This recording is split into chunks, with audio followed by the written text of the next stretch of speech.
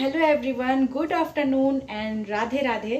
तो कैसे हैं आप सब? आई होप आप लोग बहुत ही अच्छे होंगे और आप लोगों की ब्लेसिंग से मैं बहुत अच्छी हूँ। और मैं अपना व्लॉग स्टार्ट कर रही हूँ किचन से क्योंकि हम हाउसवाइफ का 24 घंटे में से 20 घंटे तो अब तक किचन में ही जाते हैं। तो यहाँ पे अभी मैंने गुड आफ्टरनून इसलिए बोला क्योंकि मैं कर रही हूँ यहाँ पे लंच की तैयारी। यहाँ पे आप देख सकते हैं मेरे चावल बन रहे हैं और इस साइड में बना रही हूँ पालक का साग। तो अभी मैंने साग को बॉईल होने के लिए रखा है।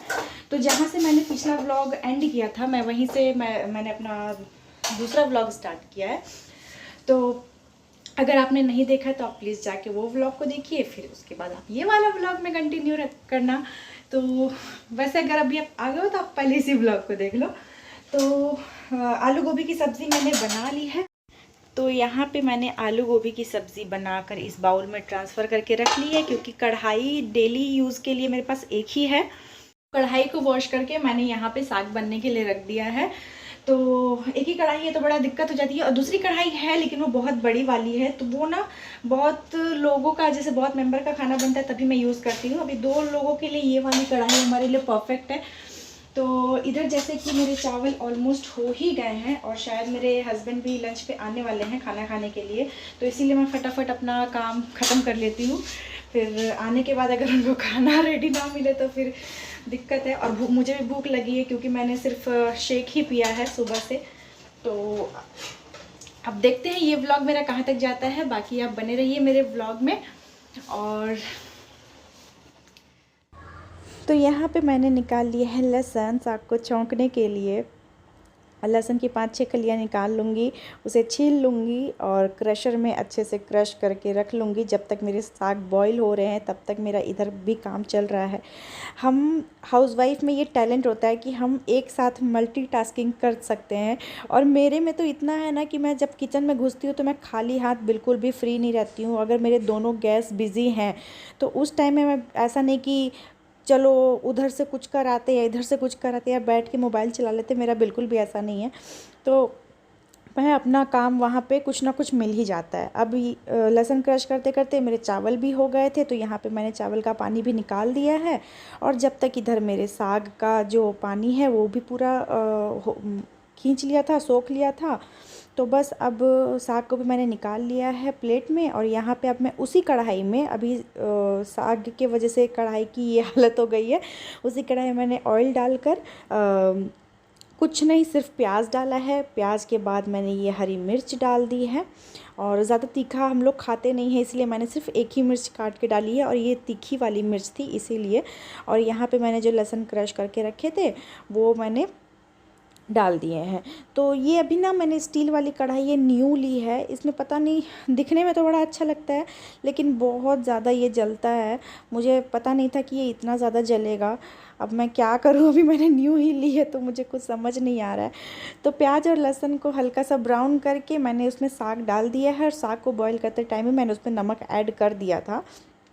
तो अब मैं साग को बहुत अच्छे से चला लूँगी। जब मैंने साग बॉईल के लिए डाला था कढ़ाई में तो पूरा कढ़ाई भर के आया था। और अभी देखो कुछ बचा ही नहीं है, बिल्कुल इसमें गल से गए हैं। तो इसमें मैंने इसे काटने के लिए नहीं सोचा कि साग को काटने की ज़रूरत पड़ती भी नहीं है, वो बॉईल होके वैसे भी बहुत मैश हो ही जाती है अच्छे तरीके से। तो अभी मैं करछी से थोड़ा ज़ोर ज़ोर से इसीलिए चला रही हूँ ताकि जो भी वो लंबे लंबे पत्ते उसमें रह जाते हैं ना वो अच्छे से पूरे घुल जाए, मिल जाए, मैश हो जाए बिल्कुल अच्छी तरीके से। और ताकि उसकी डंडियाँ लंबी लंबी मुंह में ना आए। तो यहाँ पे अब मेरा साग हो गया है कंप्लीट। और आलू गोभी की रेसिपी मैंने नहीं शूट की थी, बहुत हड़बड़ी में मैंने खाना बनाया। और उधर मेरा खाना कंप्लीट होकर मैंने रख दिया है। किचन वगैरह को भी हाथों हाथ मैं क्लीन कर लेती हूँ। तो यहाँ पे मैं सुबह में विंडो ओपन करती हूँ ना तो अभी 1:30-2 बजे तक बेड पे धूप आने लग जाती है। तो मैं इसीलिए विंडो को बंद कर देती हूँ और अब पर्दे लगा देती हूँ। तो सुबह से दोपहर तक विंडो ओपन ही रहता है। इसीलिए। और आपको मेरी ये बेडशीट कैसा लग रहा है, मेरा बेडरूम का लुक कैसा लगता है, प्लीज़ मुझे कमेंट डाउन करके बताइएगा।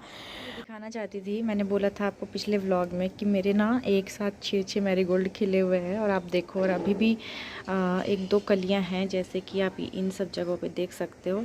तो एक साथ बहुत सारी कलियां निकली थी इसमें, लेकिन ये ना 6 खिले हैं एक साथ। तो मुझे ना इसे तोड़ने का भी बिल्कुल भी मन नहीं कर रहा है, और कितना खूबसूरत लग रहा है। और मैंने ये येलो वाला लेकर मैं आई थी, अब मैं एक ऑरेंज वाला लेकर आऊँगी।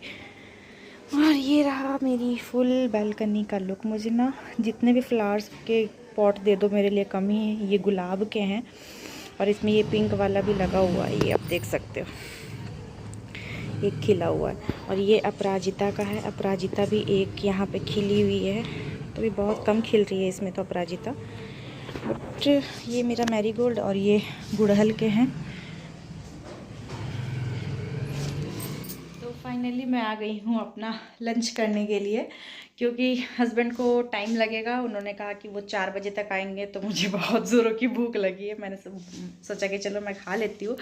और लंच में आपको मैंने तो दिखाई दिया क्या क्या बनाया था, लेकिन ये मेरा फेवरेट साग और राइस, मतलब, और इसके ऊपर मैंने यहाँ पे घी डाल लिया है। और आलू गोभी की सब्ज़ी मुझे रोटी के साथ भी बहुत पसंद है, और चावल के साथ भी। और आइए आप लोग भी खा लीजिए मेरे साथ। और आपको आप में से किस किस का फेवरेट है साग और भात वो बताना मुझे कमेंट डाउन करके। तो ये 2 दिन का व्लॉग है, तो ये मैं नेक्स्ट डे शाम में आपसे मिल रही हूँ सीधे पूजा रूम में, जिस दिन तुलसी विवाह था। तो यहाँ पे मैं तुलसी विवाह की पूजा करने की तैयारी कर रही हूँ। मैं फटाफट शाम में 4 बजे मार्केट गई, और मार्केट से मैंने जो भी चूड़ी, बिंदी, सिंदूर, चुनरी, ये सब जो होती हैं सारी चीज़ें, श्रृंगार की चीज़ें, मिठाइयाँ वगैरह मैं लेकर आई, क्योंकि शाम में मुझे पूजा करनी थी। तो यहाँ पर पहले मैं मंदिर में दिया वगैरह जला लेती हूँ, उसके बाद मैं तुलसी मैया के पास जलाऊँगी। तो यहाँ पर अभी मैं थाली अपनी रेडी कर रही हूँ। तो ये देखो मेरी थाली हो गई है रेडी, और थाली को रेडी करके मैंने उसे नीचे रख दिया है। अभी मैं पहले यहाँ मंदिर में जला लूँगी। तो मंदिर में दिया जलाने के बाद मैं आ गई थी यहाँ पे, और एक दिया मैंने तुलसी माँ के पास ऑलरेडी रख दिया है। वैसे भी पहले दीपक जला लो ना, तो फिर सही रहता है पूजा करने में। और किसी भी पूजा की शुरुआत में आप पहले एक दीपक पूजन करना चाहिए, उसके बाद फिर आप बाकी पूजा का प्रोसेस जो होता है वो करो। तो यहाँ पे मैं तुलसी मैया को सबसे पहले सिंदूर अर्पित कर रही हूँ, और सिंदूर रोली वगैरह चढ़ाकर मैं यहाँ पे उनको ये चुनरी फिर अर्पित करूँगी। तो मेरी जो तुलसी माँ का जो पौधा है वो ना बिल्कुल, मतलब नीचे से सीधा होकर आप देख सकते हैं ऊपर बिल्कुल चारों तरफ फैल गया है। ऐसा नहीं है कि वो एक डायरेक्शन में, चारों डायरेक्शन में। तो मुझे समझ ही नहीं आ रहा था कि मैं चुनरी बांधूँ तो बांधूँ कैसे। फिर जैसे भी मुझे समझ में आया तो मैंने बांध दिया, जहाँ पे वो मतलब गांठ बंध जाए। क्योंकि ऊपर अगर सिर्फ मैं उड़ा देती ना, तो सुबह तक क्या है वो चुनरी हवा से गिर जाती, और अभी ठंड हो रही है तो हवा भी बहुत चल रही है। तो यहाँ पर फिर मैं चुनरी पहनाने के बाद मैं जो सिंदूर का डब्बा लेकर आई थी, मैंने सोचा उसमें से भी सिंदूर लगा देती हूँ, लेकिन वो डब्बी इतनी टाइट थी कि वो खुली ही नहीं। तो मैंने उसे डब्बे समेत ही माँ को अर्पित किया। उसके बाद मैंने ये जो कांच की चूड़ियाँ मैंने लेकर आई थी, रेड मैरून में था, वो मैंने माँ को 2-2 करके चढ़ाई, पहनाई। और जो डब्बे में था वो पूरा डब्बा माँ को अर्पित किया, ताकि इसे उठाने के बाद मैं खुद इसे श्रृंगार कर सकूं। और यहाँ पे जो बिंदी की पत्ती थी, माँ को मैंने बिंदी भी लगाई। मतलब जो एक सुहागन का श्रृंगार होता है, जितना मुझे आता है मैंने यहाँ पे किया। मैंने माता रानी को सब कुछ अर्पित किया जितना मुझसे हो पाया। और उसके बाद मैं यहाँ पे अब दीपक जला लूँगी। तो एक जो मैंने चौमुखी दिया था ना, उसमें मैंने तिल का तेल डाला था, और घी के दीपक मैंने पहले ही जला लिए थे। तो यहाँ पे अभी मैं धूप बत्ती दिखा ले रही हूँ पहले। और पूजा करने में मुझे इतनी शांति मिलती है, मुझे इतना अच्छा लगता है ना कि मैं क्या ही बताऊँ। और बालकनी में मेरी लाइट नहीं है, इसी वजह से थोड़ा अंधेरा अंधेरा आ रहा है। और मेरा फ्लैश अगर मैं ऑन कर लूँ तो और ब्लर होता है कैमरा मेरा, इसीलिए मैंने फ़्लैश ऑन नहीं किया, और बिल्कुल ब्लर सा दिखता है। तो इसीलिए जितना मेरे बेडरूम से लाइट आ रही थी मैंने उतने में ही दिखाया, शूट किया। और दीपक मैंने चारों तरफ दिखा के, चारों दिशा को दिखा के, सूर्य चंद्रमा को दिखा के सभी देवी देवता को प्रणाम किया और ये मौली धागा जो वस्त्र रूपी हम धारण करवाते हैं भगवान जी को, वो मैं भूल गई थी। तो फिर मुझे याद आया तो मैं गई पूजा रूम से, मौली धागा मैं लेकर आई और माता रानी को वस्त्र रूपी तो मैंने चुंदरी अर्पित की ही है, लेकिन मुझे लगा कि मौली भी अर्पित करना चाहिए।